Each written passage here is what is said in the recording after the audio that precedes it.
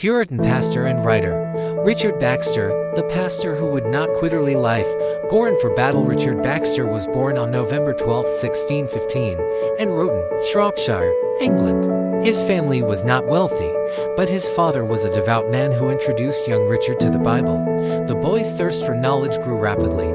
He never received a full university education, but he taught himself through relentless reading and reflection. Baxter's early years were marked by physical weakness and poor health conditions that would follow him throughout life. Despite this, he showed a remarkable intellectual capacity and spiritual seriousness. At a time when England was boiling with religious tension, Baxter already felt a call not to debate for debate's sake, but to shepherd the flock of Christ. Struggles and failures, suffering and setbacks. Baxter was ordained into the Church of England, but he quickly found himself at odds with both Puritan extremists and high church authorities. When the English Civil War erupted, he took a middle path, siding with Parliament but working to reconcile all parties. During this time, he served as a chaplain in the army and ministered to soldiers, witnessing horrors that shaped his theology. His refusal to conform strictly to either side made him a target.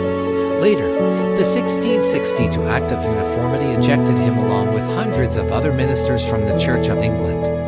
He was imprisoned multiple times for preaching without a license. His marriage to Margaret Charlton, though filled with love, was often tested by poverty, persecution, and health challenges. Through all this, Baxter never stopped preaching, writing, or caring for souls. Routine and discipline, a life spent for the gospel. Despite lifelong illness, Baxter maintained a rigorous schedule. He wrote more than 140 books, including The Reformed Pastor and The Saint's Everlasting Rest, both of which became Christian classics. His day began with scripture and prayer, followed by writing and pastoral visits. He believed in practical theology, truth not only for the study but for the street. Baxter often spent hours in personal counseling, urging people to live in light of eternity. Even during imprisonment, he used every spare moment to write and minister.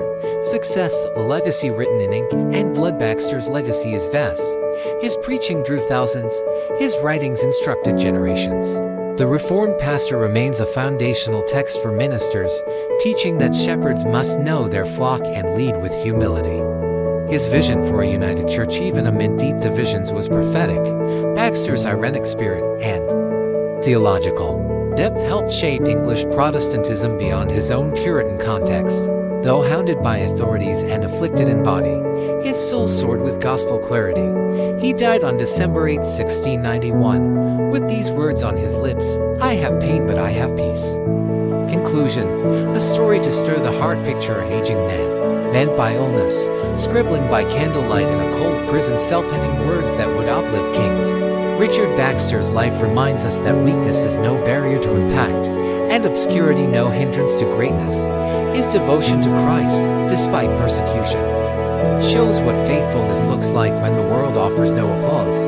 Baxter calls us to shepherd others with compassion, stand firm in truth, and live each day as if eternity is near. Let his life stir you, preach the word, love the church, endure the fire, and remember that a life spent for Christ is never wasted.